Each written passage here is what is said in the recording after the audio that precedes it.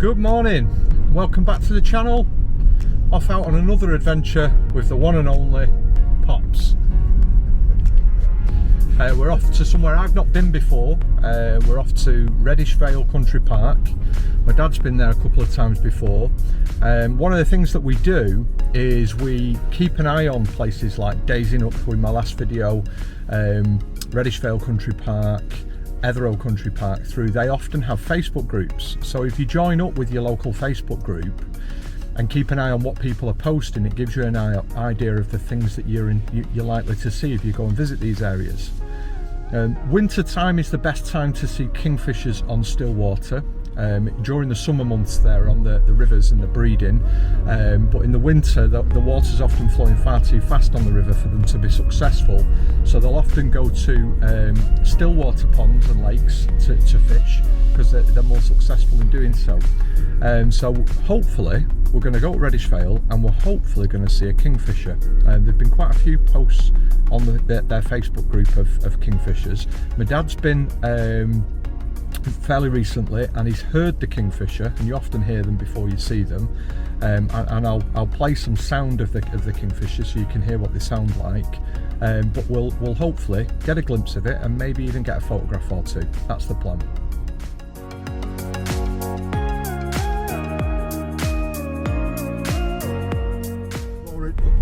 Already seen a common buzzard fly over, so I'm hoping that that's going to be an omen for what we might see in Reddish Vale. Fingers crossed. Fingers crossed, you never know. Yep. You never know. That's the aim. And that's the beauty of wildlife photography, isn't it? You just never know what you're going to get. Some days you turn up and you get absolutely nothing.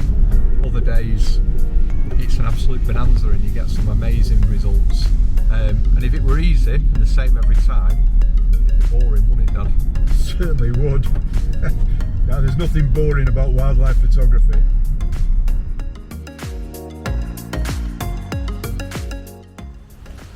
So we've arrived. We certainly have, and I'm going to take you to the ponds first, where I heard the kingfishers last time, and hopefully they might still be there. We'll give it a whirl. The photography gods have blessed us. The sun's come out, and this morning when I got up I nearly didn't bother coming out with my camera today because it was drizzly, it was overcast. There was no light. It was that horrible, really flat grey light, and it just wasn't inspiring at all. But the sun's come out. You can probably see on my face, and so you never know. We might just get a shot or two. Usually the way is always when we've got the light, we get no subjects. But fingers crossed, we'll get something.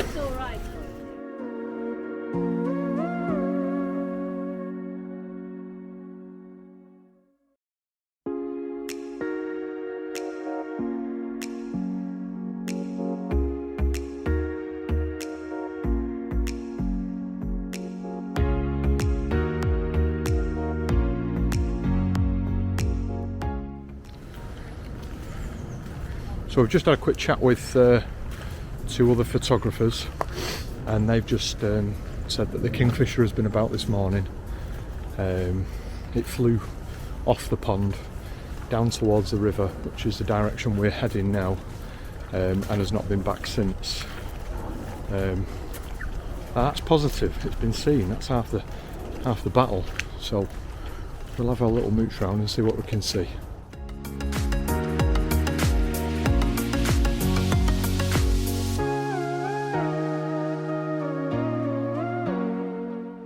Just walked down to the river.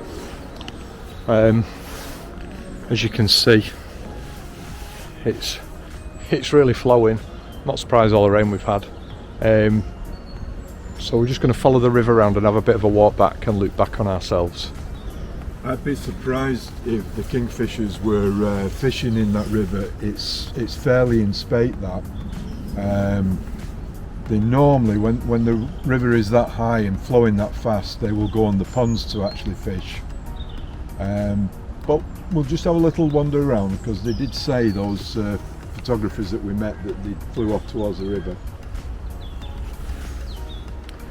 As I said earlier, you often hear a kingfisher before you see it. So I'm just going to play you some sound of what a kingfisher sounds like. I have an app on my phone that's got a lot of the calls, so you can learn the calls, and then you learn to recognise certain birds before you see them. So this is the standard call of a kingfisher that you'll often hear.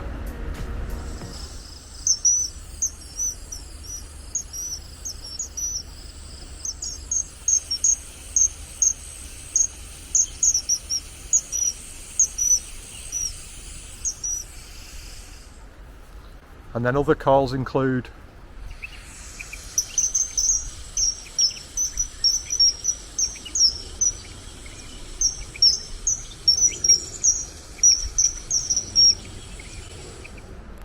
and finally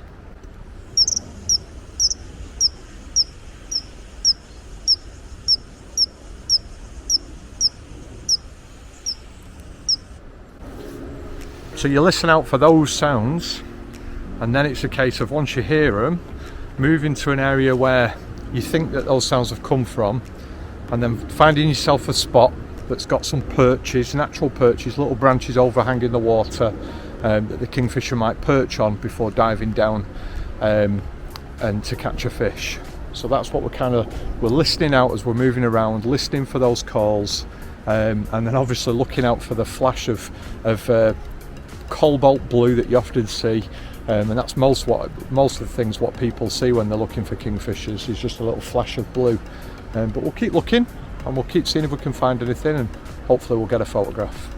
So we've just stopped to take a little opportunity to get some photographs of some blue tits, great tits, and a very, very cute robin, always one of our favourites. So we've just stopped at one of the little feed spots that people put out lots of seed for all the songbirds in Reddish Vale. So we just stopped at one of those spots, and they're all pretty much on the trees around us. So we're just looking for some clean perches with clean backgrounds to try and get some photographs.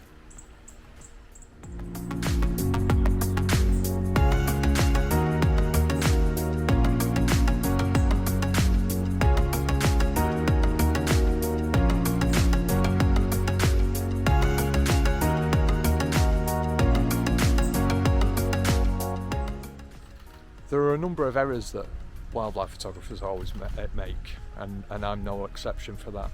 So the first one was, we got here and I realised that my memory card was still in my computer, so no memory card. Luckily I carry a spare, so that's half the battle done.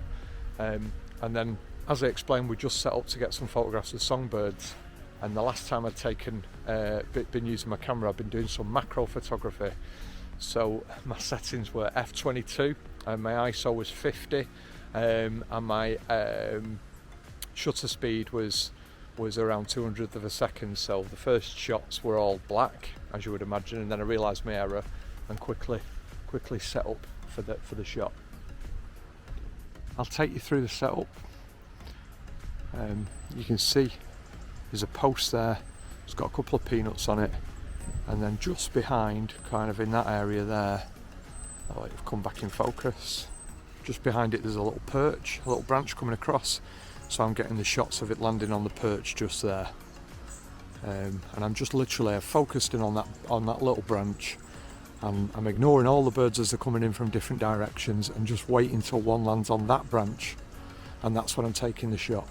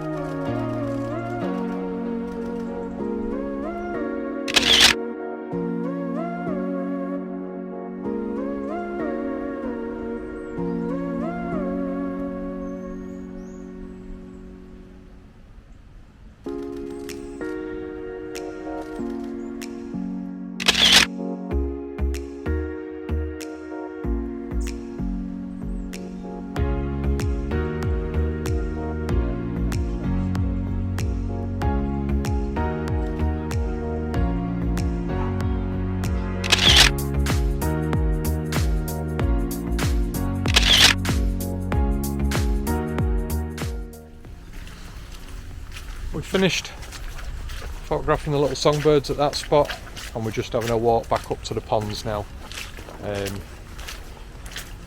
See if we can see anything on the ponds. It's very muddy. Very, very muddy. Come over to the other side of the park.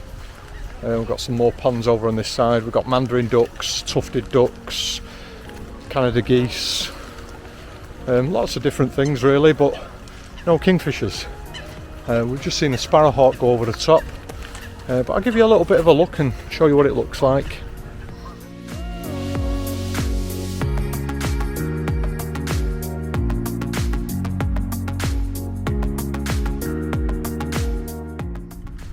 So we're just walking back along the pond and actually talking about going to a different place because we'd seen very little, and we just saw what I think was the kingfisher fly into one of the trees, and we've also got a little duck on the water that I'm not quite sure what it is either. It might be that it's in a winter plumage and that's why I'm not recognising it, but I've took some photographs and we'll get some ID when we get back, and I'll definitely put a picture up for you now to see.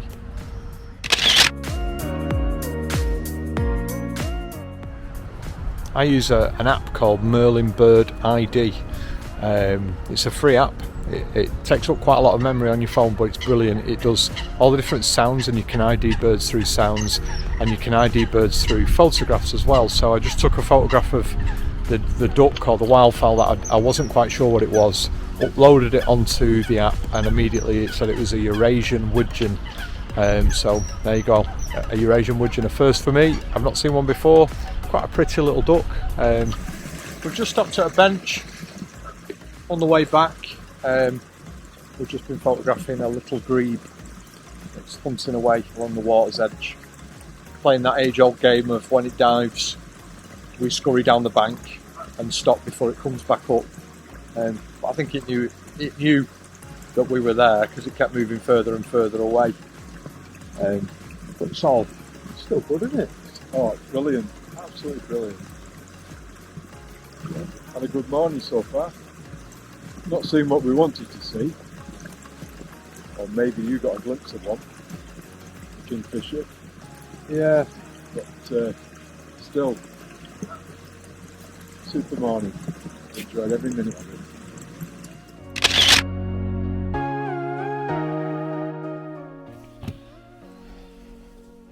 Well, we've got back to the van, and my dad's treated us to a couple of lattes and a little coffee van that's here. It's beautiful coffee, I have to say. Really, really nice. Yeah, very friendly people as well. Yeah, really, really nice. It's quite a nice end to the day. Just deciding now whether we need to go somewhere else.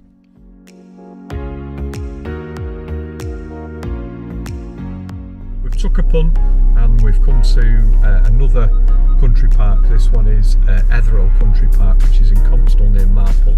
The only downside there. Yeah, I've got plenty of room, Dad. The only downside we've got is that we've lost the light. The clouds have come over. It's become very grey and overcast, and we've lost the light. But we're going to go and have a little wander around and see what we can find. It'll be worth us exploring, even if we don't get a photograph of anything. Just having a walk now down the side of Ethereal Country Park. You can probably tell the light's bloody awful now, if I'm honest.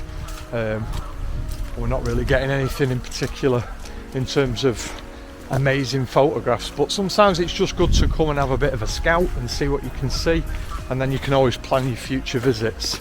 We've not been to Ethereal Country Park together, me and my dad. I've been here a number of times. My dad's been here a number of times, but never together. Never together, no. So it'll give us a chance to have a bit of a look round, share with each other the things that we know are here, and then we can always plan them for future visits if the weather is a bit better. As you walk through the park, you mainly follow these lakes, which I assume were probably boating lakes at one time, weren't they? I would imagine so. Well, they do quite a lot of small dinghy racing up and down here. Do they? Yeah. There's also a model boat club down at the bottom there. Right. If you come through the week, you get lots of OAPs all there with the model boats, toolkits out, repairing them all. Right. Sailing them around. So we're following the lakes up now, and on the other side of the lakes is the river Ethereal that flows through. And as you can probably see, these lakes are quite busy. There are lots of people on them. If you follow the lakes through all the way through to the back, and then carry on following the river, there is a little bird hide, and because it's quite a trek to get to, by the time we get there, one, it'll probably be dark, but two, there is not likely to be many people there. Most people come and just walk around the lakes themselves, so it should be a little bit quieter, but we'll see how we get on. So this is what's great about Ethereal Park. I'm going to turn the camera on and show you in a minute, but just an abundance of Mandarin ducks, and that's so photogenic. I'll show you some now and show you what my dad's photographing.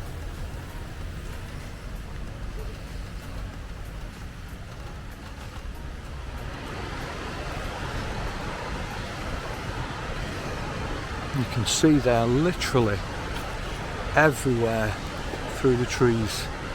There's just an abundance of them. Now the light's not brilliant, but the water's nice and still, so we're able to get some quite nice photographs with some good shadows, reflections.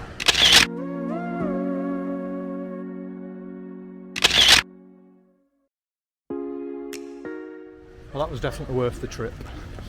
Now we just found a huge big flock, I guess you'd call them. I don't know what you call them, Dad, actually, do you?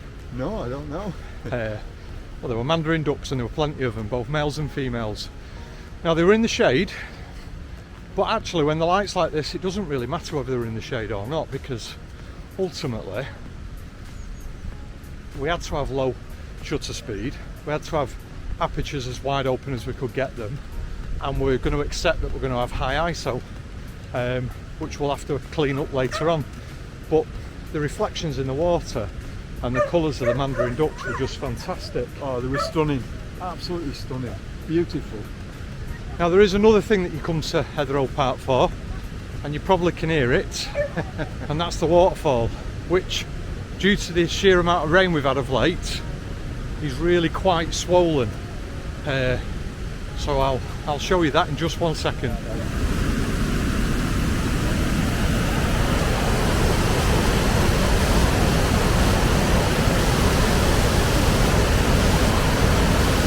Just like that, the Kingfisher appeared. He sat long enough for just a quick burst of photographs, and then he moved on. So we're going to head slowly to the location that I think he might have gone to, but it was definitely worth a move to here. It just feels completely different to Reddish Vale, a little bit quieter, maybe it's a little bit later in the day.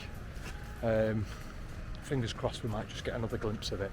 I'll put some pictures up anyway with what we've got, and we'll see if we can get some more. So we've arrived at the hide. It's overlooking the river, which I think is flowing a bit too fast for the Kingfisher. Now you would think a father would be over the moon for his son if his son got a photograph of a Kingfisher and he didn't, but not my dad. In fact, he's just called me a naughty word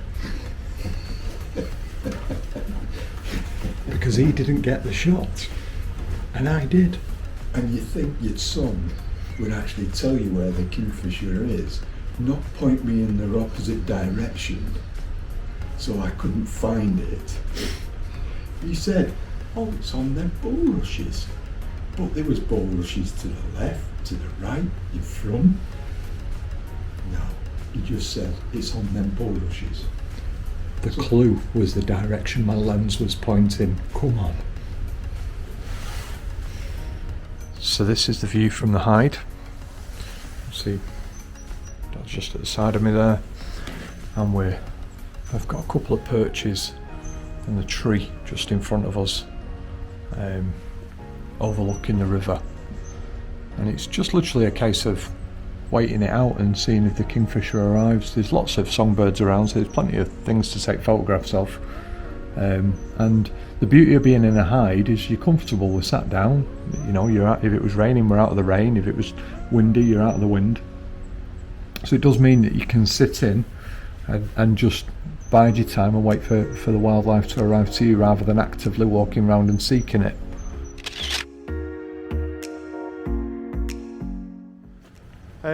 So we've just been in the hide, definitely seen a couple of kingfishers and a few of the songbirds as well, so it's been definitely a worthwhile move to come to Ethereal Country Park as opposed to sticking at Reddish Vale. Sometimes it is worth a move, sometimes when you know in your heart of hearts it's not going right, and it was very busy at Reddish Vale. There were lots and lots of people there, and we're speaking to other photographers who'd not seen anything of the kingfisher and since the early morning.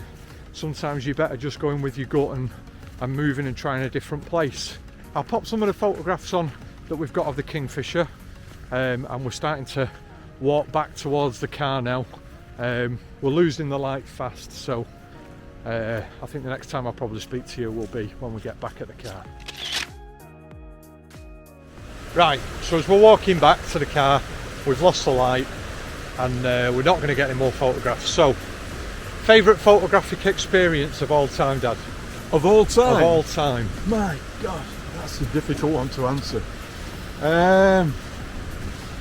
I'm guessing really the white-tailed sea eagle that we saw last year. Oh yes, yes. You know, that, because that was the first. That was and it was a juvenile up in a tree which you spotted. Oh, that was such a thrill, such a thrill. But to be honest with you, every photograph I take of any bird is my favourite. They're just beautiful creatures. So if I was to come up with my most favourite photographic experience, I've probably got a couple that stand out.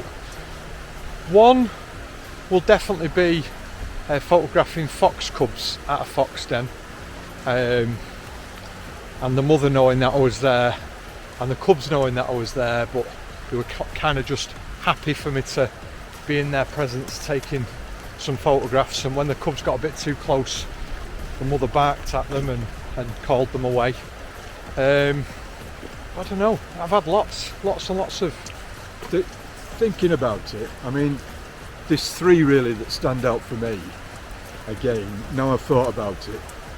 One was when I sat for 3 hours in my popple pie waiting for the sparrowhawk to appear, and she duly obliged and landed on a branch not 20 feet away from me with a kill and proceeded to pluck it and eat it in front of me. That was amazing.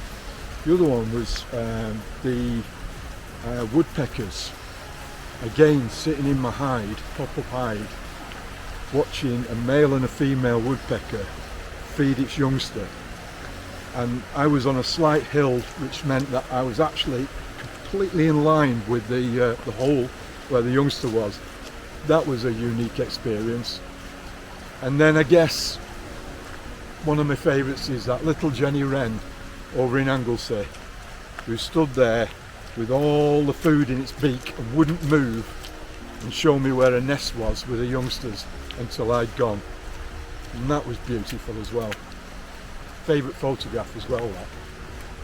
Some top experiences. Okay, different question then. One piece of camera equipment you couldn't be without. Couldn't be without? Yeah. Other than the camera itself. And the lens. And the lens, yeah. Something extra. Something extra. Well, it's got to be either monopod or a tripod. A tripod? A tripod. I mean, well, you know. You've heard it here first. Tripods for the future. They do roam around these forests, you know. Yeah, I guess it's got to be that, because there's nothing like a really good support for your camera, especially with a big lens on. And just like we've experienced where the light has really dropped, it meant that I could actually shoot photographs at 1/100th of a second at f8. Yeah. Because I'd got the support. That's right, and I didn't have my monopod or tripod with me, and was free holding the camera and was struggling really at anything less than 500th of a second because the weight of the big lens and trying to hold it steady makes it quite difficult, which means that in return I have to accept that my ISO will be higher than my dad's was, and then that takes a little bit more work in post-production to try and clean that up without sacrificing the image, because if it's really noisy, with the best will in the world, you're going to end up with a soft image. One other piece of equipment that I find absolutely invaluable is a really good shoulder strap. Not one that sticks around your neck and your camera sits at the front of you, which will give you a bad neck. This one, the one that I have, Black Rapid, goes across my shoulder and the camera hangs at the side. Very comfortable. It means I can carry a big camera with a big lens around all day long and not really feel any problem at all. And I think that's the key. With wildlife photography, you need stuff that's going to keep you out for longer.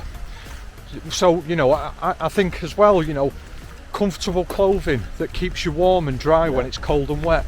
Because if you've got clothing on that keeps you warm and dry, you'll stay out for longer. So therefore, you're more chance of catching the shot you're looking for. You know, a mat that can go on the floor that you can lie on if you're doing photographs where you lay down, just gives you that little bit more comfort, meaning that you're able to stay there for longer, increasing your chances of getting the shot. And that's the key, isn't it? I think, you know, you're talking about that strap there, it's about comfort, it's about increasing the time that you're actually out in the field taking photographs, and that's so important. Yeah, I mean, it's quite expensive for a shoulder strap, but believe you me, you get what you pay for. And I've used umpteen different straps, neoprene straps, all sorts of things, and that Black Rapid one is the most comfortable I've ever owned. No, I think that's a great tip, great tip. And that's it, the end of our day. Day's come to an end. We're back in the van now and making our way home after what's been, you know, another successful day, hasn't it? And absolutely, yes. Most importantly, and it is most importantly, we've been out and about, having a natter, putting the world to rights, getting some fresh air and exercise, and that for me is what it's all about. The photographs, the experience is secondary to just getting out with my dad. They're a bonus. They're a bonus. The real thing is like you say, father and son time. Yeah, you can't beat it. It is just superb. Couldn't agree more. So until next time, ta-da! Ta-da!